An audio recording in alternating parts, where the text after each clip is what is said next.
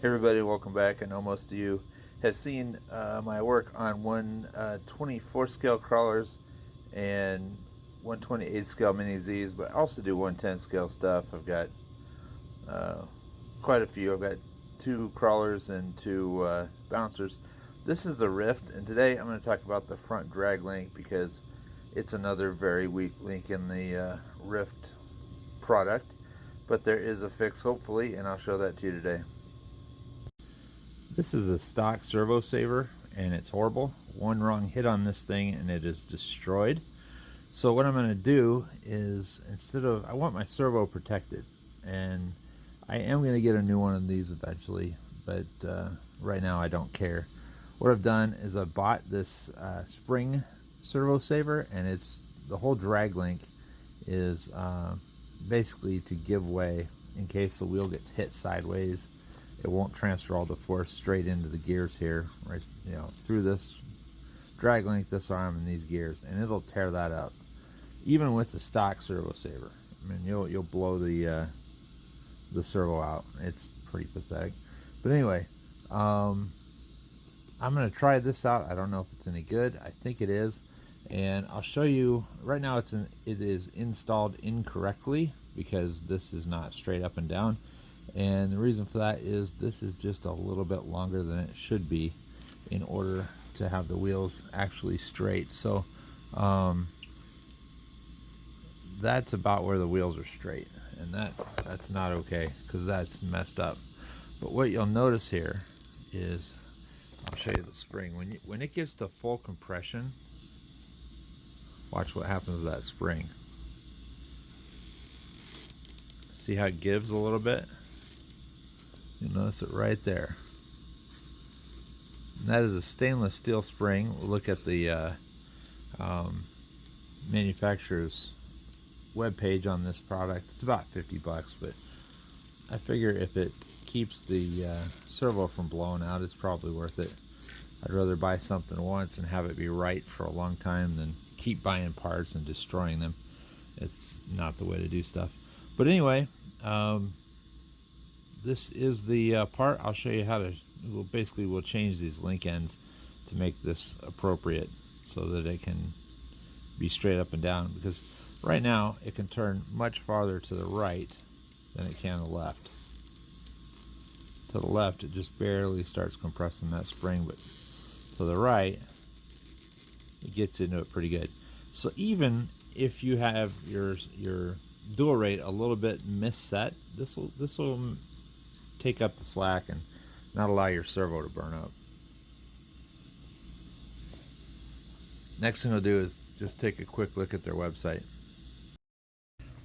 Well, this is the ServoAF.com website, and I think it's kind of a funny name, but this is the drag link servo. I screenshotted this. Well, I guess this is a live link. They're in stock now. Originally they weren't, but 316 stainless steel, blah blah blah. Precision drag link. It will fit AR60 axles, Bomber Wraith SMT10 Rift, and it says it'll do that, but they'll list the LMT. It don't care. I don't have one of those. Probably never will. But it says it's stock at 104 millimeters. Can be adjusted to 87 by replacing the rod ends with any M4 rod end. So what I'm going to do is see if I have an M4 rod end. I think I do. I have some for the Rift, I have some for Traxxas, and one of those two should fit. But I'm going to go ahead and pull that off and adjust the rod ends until I get the right measurement. This is my shock tool, and it's meant for working on links like this and shocks. And why it's so great is you can put your shock in there and basically vice grip it, kind of like a walnut crusher, and it won't scar your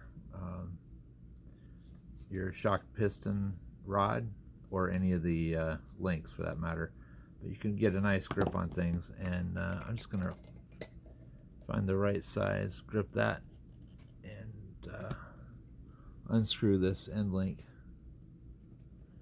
and basically I'll find one that is the right length to line up with the center of this with the wheel straight. And I'll do that with the servo, the controller steering trim set to the neutral point, and that way I can fine tune it. And see how slick that was? Didn't mark that at all. But I may have to do both sides on this one as well, but we'll find out. I'll see if one of these Traxxas ones is the same size. If not, I also have axial ones, so we'll check that out in a second here.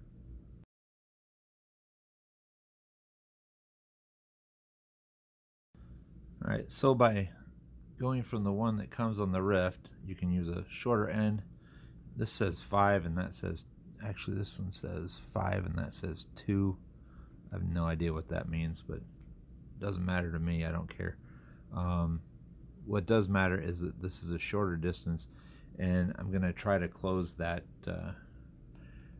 distance between the end links up a bit so that they will bolt up properly with that steering centered. I just ran into another typical Rift problem. The receiver and transmitter lost bind. Don't try to take your whole truck apart. It's a pain in the butt. It's, I think, 25 screws to get in there deep enough to be able to rebind it. Just keep turning it on and off. It might take 10 or 15 times, but it will rebind. I've figured that out because I got pretty sick of this thing losing bind, and you have to have it completely level when you go to turn, when you bind it, or else it messes up the active vehicle control system. But anyway, I've got my see where I put my, I've got my steering trim centered right there, and it looks like these two line up. Let me get a better angle on that. But basically, before you put this thing together,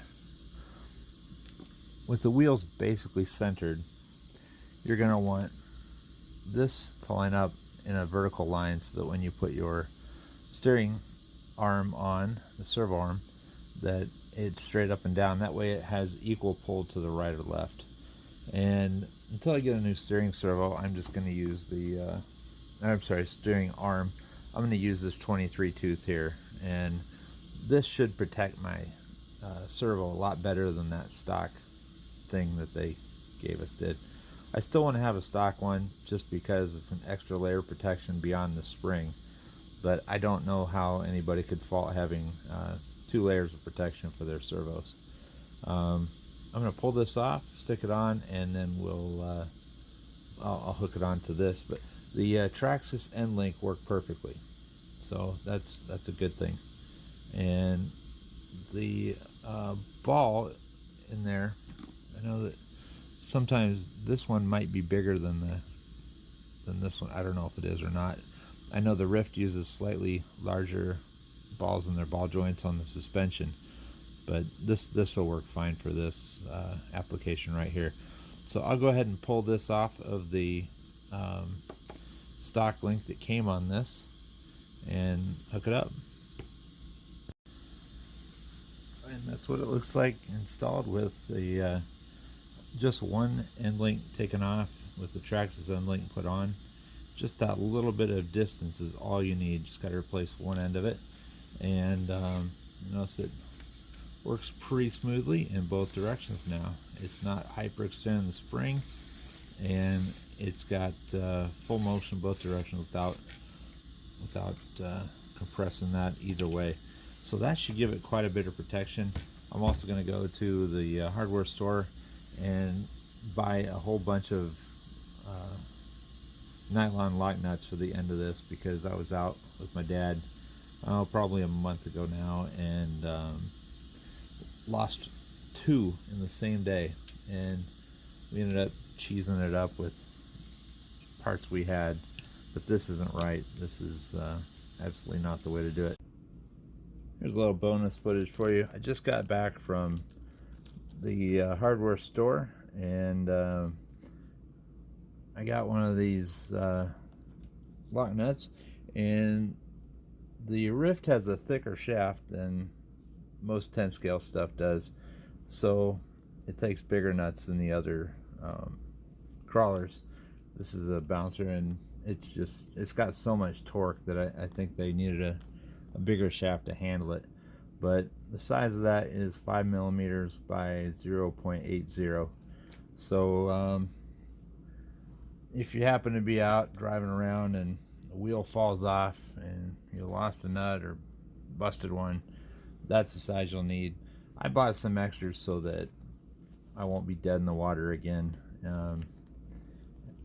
If it happens, I'm out on the trail or whatever, I can just put it back. It says metric 92 87533, and I don't know if you can buy these handy packs online, but they're pretty nice to have. You can probably go on eBay and get that really cheap. I'm gonna put a search in that about for that size right there, and I could probably get them cheaper on eBay than I could at the hardware store, but I had no idea what to order. So I got them now. I'm set up, and see you on the trail.